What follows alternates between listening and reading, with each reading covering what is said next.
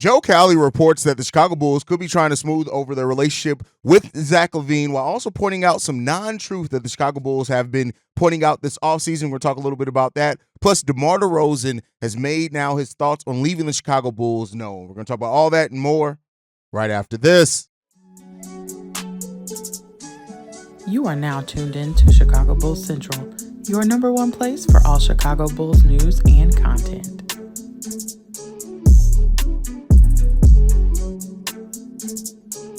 What's going on, Bulls fans? Welcome to another episode of Chicago Bulls Central, your number one spot for everything Chicago Bulls related. I'm the host there, Haize, but more importantly, you guys can follow the channel at Bulls Central Pod on every social media platform we happen to be on. With that being said, let's go ahead and get into this content for today. So, Joe Cowley has recently come out and said that the Chicago Bulls are trying to smooth over their relationship with Zach LaVine. Now, while Joe Cowley is being credited for this a lot, Elias Schuster over at Bleacher Nation actually was the first one to point this out back in an article 2 days ago. So I want to make sure that that's clear in all of this, and while the aggregators are pointing out and hopping on the fact that Joe Cowley pointed it out. And I'm going to be 100% honest with everybody here. I feel like this is Joe Cowley trying to save face in regards to an article that was released earlier this year, in which the article was basically the only thing that Rich Paul responded to when Rich Paul came out earlier this offseason as well and talked about Zach LaVine's relationship with the Chicago Bulls. Basically, in Joe Cowley's article, that was an article with an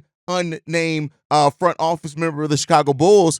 And, and Rich Paul ended up coming out and responding to that. And so we still don't know who that member of the Chicago Bulls front office was, right? We don't know that. And so, now, Joe Cowley, who I'm not in those conversations. I don't know. It seems though to me in reading this that it's like Joe Cowley's a little bit under pressure for maybe that article and how the spin went and maybe the way that it's affected it. So now Joe Cowley's coming out and saying things. But like I said, he's not even the first one to say that. So now it's a weird scenario when it all comes down to it. But, here's the thing. So the Bulls be trying to fix their relationship with Zach LaVine? Yes. And the reason why is simple. He's going to be a Chicago Bull. And the last thing that you want, and I alluded to this a little bit on yesterday's episode as well, the last thing you want, whether you're trying to move a player or trying to keep a player, is for the world to know that relationship is so toxic that everybody's just ready to move on from it. Because in that case, you don't get the same deals, the same level, the same offers that you would get back in some other cases. So it all comes back to the best case scenario, regardless of what the future holds, whether Zach LaVine is going to be a member of the Bulls long term, regardless of any of that. It still you want this relationship to be smooth and even to foster the development phase that you're now in with your team and being in a spot where you're trying to develop these young pieces, develop these young guys, and get the most out of them. So everything just all points to it makes the most sense possible. The most sense, period. The most sense that gets made here is simply getting that relationship fixed to the point to where it's cordial, if it isn't already. It could very well already be that, but that's the most important thing. But, take that for what you will. But with that, Joe Cowley also came out with an article in which he talked about some non-truth that the Chicago Bulls have pointed out this offseason. I actually want to talk about this. I think this is an interesting list. I'll give my thoughts on it. So the first thing that he pointed out that the Chicago Bulls said is that we're thrilled to have Zach LaVine back. Pointing this out, LaVine must be presented as a game changer to make him more marketable, even while the Bulls behind closed doors have lost faith in his ability to help them win since the 2022-23 season, when they first began actively shopping him. Coach Billy Donovan ironed out some differences with LaVine this summer when he met with him in Los Angeles, but trust could be one bad moment away from fraying again.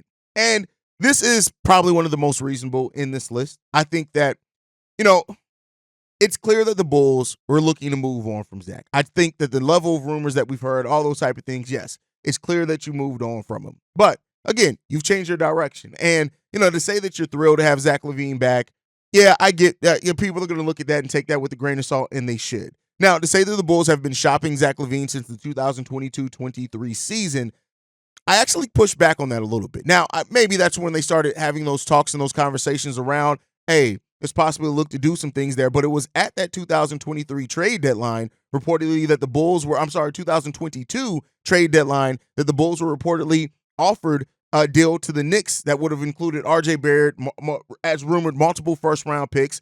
And so, listen, it would be very much like the Chicago Bulls to a few months later, 6 months after, a team offered you a pretty reasonable deal to then start trying to move on from that player. So maybe there is some credibility there, but overall, do I think that that's a non-truth that the Chicago Bulls have spewed out? Yeah, absolutely, it is. Next up, this will be a competitive team. Now, in this portion, he points out the fact that and saying that this year's Chicago Bulls team is going to be a bad punchline. Now, here's the thing when it comes down to it. I do believe that this front office is hoping that this team can be competitive this year. I don't think that this is a non-truth. I think that this comes down to perspective. I really do think that this Bulls team, this front office, does hope that the young players are going to take another step, that the young players are going to come together, that Josh Giddey's going to, help up the ceiling of this team, and that they can be a team that is competing for a play-in spot. I don't think that they're trying to bottom out already. Joe Cowley in this article points out that the Bulls are going to try to spin the situation as moving forward when in reality is the best way to move forward is falling back. The 2025 draft could be filled with game-changing players, starting with Cooper Flagg, but the Bulls will only keep their first-round pick if they finish in the bottom 10. Otherwise, it goes to the Spurs. Las Vegas has the Bulls as the 7th worst team entering the season. If they finish 7th, they would have a 7.5% chance at the number 1 pick in the draft lottery and plant the flag, and a 32% chance to hit on a top 4 pick. Now, one thing that we do know so far about this team, they don't tank. And AK, if you go back to his history, they don't tank. So to say and allude to that this Bulls team isn't going to try to be competitive, I don't necessarily believe that as a non-truth. Now, it could be a non-fact, right? But not a non-truth. I think that they really do believe that they are going to be competitive, but will they? That's the question in all this. You guys know, I think this Bulls team is going to win between 30 and 34 games. I think that that's going to, have them out of the play-in area as well. That's just my personal opinion on this team. But there are a lot of other Bulls fans that do think that this team could be a 40-win team. I talk to them every day, both on social media and in the comment section. And so when it comes down to that, we'll see what happens there. But I do think that this front office is truly hopeful that the young players are going to step up, that Patrick Williams, Ayo Dosunmu, Kobe White, Josh Giddey, that these guys are going to step up with more kind of thrown upon them being put when it comes to Josh Giddey in a role that's kind of better suited to his skill set, that it's going to help them really exceed what they've done before in their NBA careers. Me personally, I guess we'll see, right? The last one, as far as non-truth that Joe Cowley points out, is we're accountable. Now, this comes down to a matter of perspective as well, because they points out, and kind of one thing that Cowley focuses on in this is the fact that ownership is not going to fire them. They're not at a threat to be removed from their jobs. And I agree with that. But the only way to be held accountable isn't necessarily your job being held over your head. You got to have some personal accountability. Now, I think that we will see, based on how this season goes, how aggressive they become, both in moves and development, whatever else, if they're truly holding themselves accountable to the failures that they've had in the past. We'll see what happens there, right? Now, I don't think that their jobs are at stake. I've said that multiple times. AK is going to be at this job at least 10 to 15 years. It just is. That's just the way that it goes when you're the president of basketball operations with the Chicago Bulls. We'll see what happens with Mark Eversley if he's ever offered another president job at a different organization or anything. But AK is going to get multiple years, and a decade plus at that position before he's even thought about being removed. So that comes to, you have to hold yourself personally accountable, because we do not have the ownership group that's going to come over AK and say, listen, AK, you ain't getting to the playoffs. We don't win a playoff series in the next 2 years. Adios.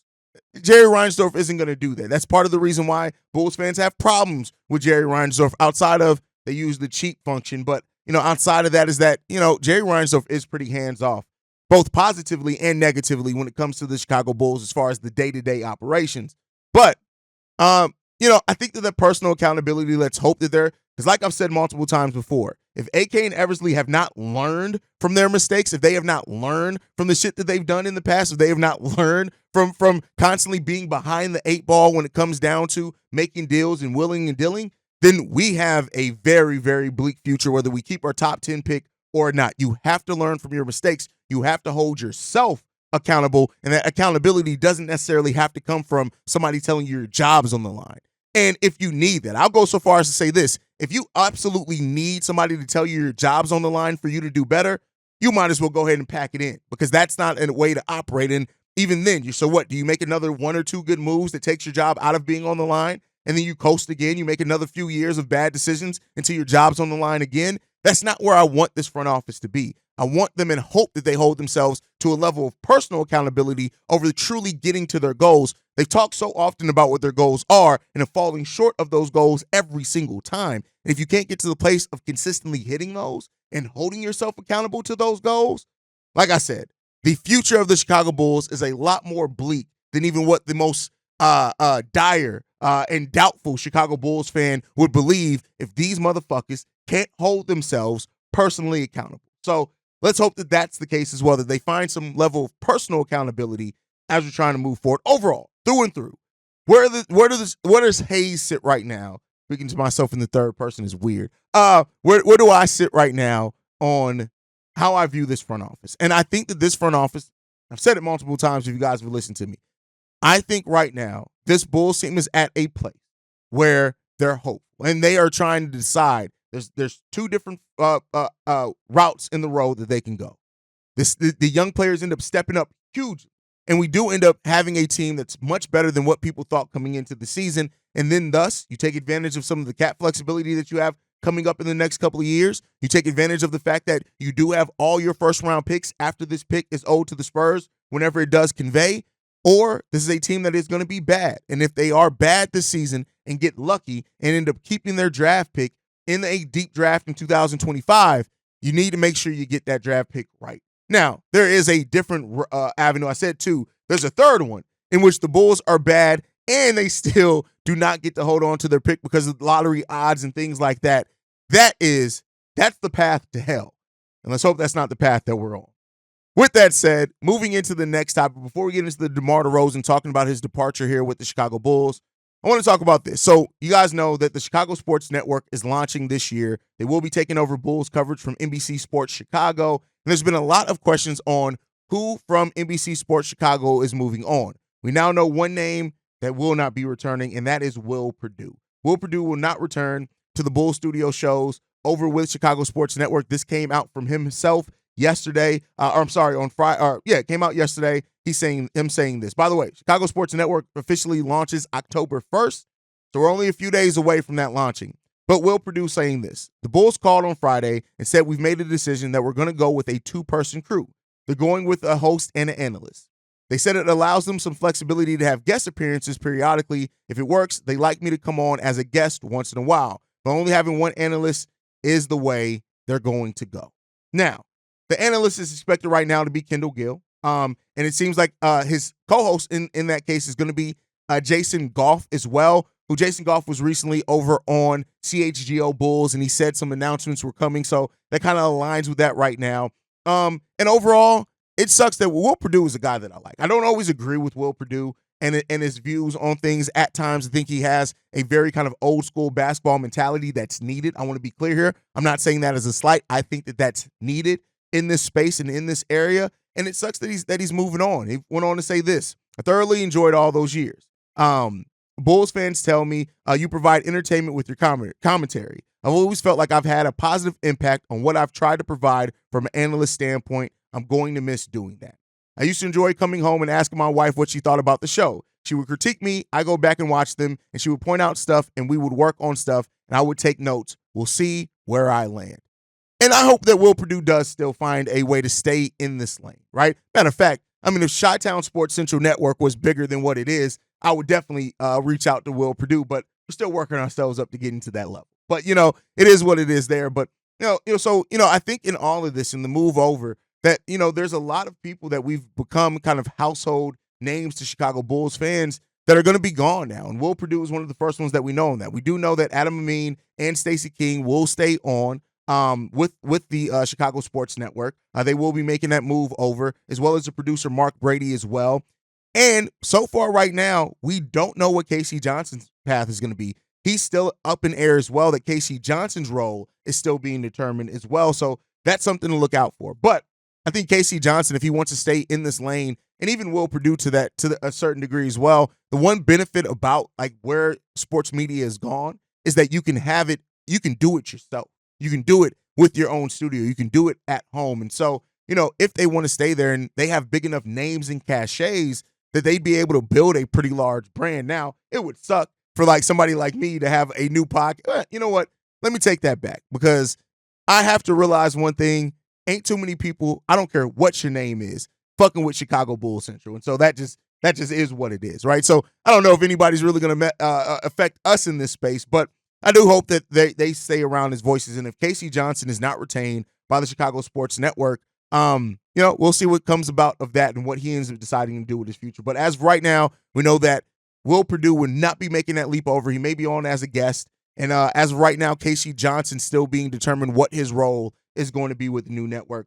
You guys can let me know what you guys think on all that down below. All right, let's get into the last topic today. The main event, some would say. DeMar DeRozan has opened up in regards to his time with the Chicago Bulls, and this is something that a lot of people have been waiting to hear exactly. He was on Podcast P where he said this. Me being 34, I think I missed 3 games. I led the league in minutes played by far. Those just show the hard work, dedication, and the love of the game that I had, and just the will that I tried to have to put the Bulls back on top, make the Bulls a respectable team. I gave them my all through the ups and downs, the good and the bad, the ugly. But one thing that I really appreciated about my time in Chicago was definitely my teammates, from Kobe White to Patrick Williams to Vooch, Zach, Lonzo, all those guys that I played with. It was a special time. I gained a kind of bond with most of those guys that were there for sure. And that is something that DeMar DeRozan has. And I, even through my years of this, and people used to get triggered because I wasn't the highest DeMar DeRozan guy, but I always said that one thing that DeMar DeRozan gave this team is that the lessons that he taught Io, the lessons that he taught P. Will, the lessons that he taught Kobe, the lessons that he taught Julian Phillips in a little bit of time, and Dalen Terry, these are lessons that these guys are going to use for going forward into their NBA careers. And we may look back on it and say, hey, they actually learned that work ethic from DeMar. Don't know how much they learned from him on the court, whatever that is, but the work ethic is there. And we've even heard so far, like Kobe White saying that he wants to do some of the things that Patrick Williams did for them with the young crew that we have here. And so, that's a really good thing. And, DeMar also talked about that relationship that he built with the guys, saying this: I was so close with all those guys like Io that I wanted to be a part of their success as well as their growth. I watch how hard these dudes work. I didn't want to see it go. I wanted to be a part of these young guys who work so hard, success. I was like, come on, man. We got to do this because it's going the other way. From top, they got to make a decision. And when they make a decision, it's going to go down a whole route that may prolong you not seeing success. Basically saying, hey, if we don't start winning, y'all, the Bulls are going to go down a road that y'all ain't going to be winning. That's basically what that says there. And here's the thing. I agree with that. Now, that still may be the best thing for the longevity of the team, but we'll end up seeing what happens when it comes down to that. Now, when you look at DeMar DeRozan's words of saying, hey, I realized, and he was there, he saw it. He was there in Toronto when they didn't have the success and ended up getting shipped off to the San Antonio Spurs. DeMar DeRozan has seen this story before. Now, that Toronto Raptors team even had way higher success of getting to the Eastern Conference Finals. Yeah, they didn't get over the hump, but they went on Eastern Conference playoff runs, and they still ended up making a decision. So DeMar DeRozan, much like Nikola Vucevic has talked about several times, understood what could be coming down the pipeline if that team kept struggling. He knew what could happen. And the fact that he had that foresight and shared that, that shouldn't be a surprise to anybody. We knew where this was going to go if we weren't going to keep having success. Now, there was some bit of that where we thought that the Bulls may continue to double down on continuity because that's what this front office showed. But, it's a thing that went on. And I hope that these guys always look at this time with DeMar and remember what he put in work-wise. Because while I've said DeMar DeRozan's fit on this team, the place that the team was on was my biggest thing, you cannot fault DeMar DeRozan for what he gave on the basketball court. Yeah, he's a flawed player. He has his mistakes and his limitations, but he did give his all. Now, DeMar DeRozan also shed some on his relationship with Zach LaVine, saying this: me and Zach used to have a lot of those conversations on the plane, in the locker room, especially when we was going through a lot this season with injuries and everything he was going through with the rumors. It was a constant communication of everything along the way, the ifs, the possibilities. So when it came to making a decision, it wasn't a surprise or shock or anything. It was more so, go be happy, go win. You deserve to win, because it's always that constant communication, especially with me and Zach. Now, a lot of people have talked a lot about the relationship between Zach LaVine and DeMar DeRozan, even going so far as back as to DeMar DeRozan's first season here, and that time that DeMar DeRozan hit a bucket beater and Zach LaVine made a move that people were like, oh, well, Zach LaVine's jealous that DeMar hit that buzzer beater. But then they overlooked the fact that 2 seconds later he was celebrating on the floor with DeMar DeRozan.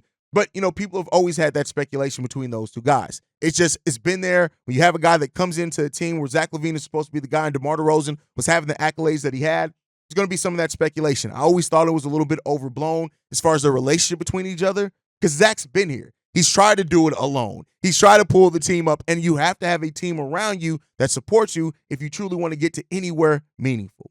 But last quote from DeMar DeRozan, he said this. I think I was just looking for an opportunity as far as joining the Kings.